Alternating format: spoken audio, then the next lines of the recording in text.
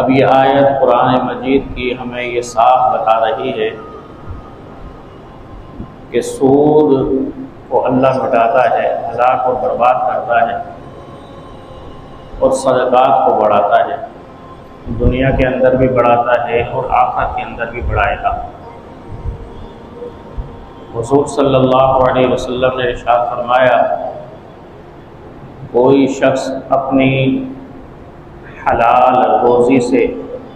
حلال طیب مال سے چھوٹا سا صدقہ کرتا ہے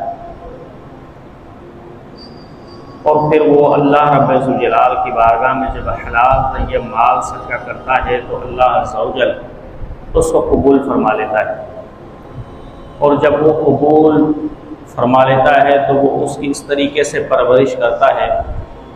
جیسے کوئی شخص چھوٹا سا بچڑا لے اور بچڑے کو آہستہ آہستہ پال کر جب وہ بڑا کر لیتا ہے تو وہ مالک کو قیمت دگنی دیتا ہے۔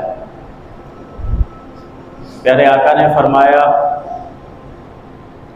قیامت کے روز ایسے ہی شخص جب دیکھے گا کہ اس کے بڑے بڑے پہاڑ ثواب کے ہوں گے تو وہ کہے گا کہ میں نے تو تھوڑا بہت ہی صدقہ کیا تھا،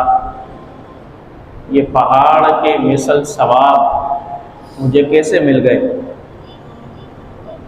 تو بتایا جائے گا، دنیا میں جو تو نے تھوڑا سا صدقہ کیا تھا اللہ اس کو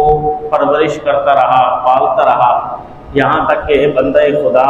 تیرے لیے اب پہاڑوں جتنے ثواب عطا کر دیے گئے ہیں۔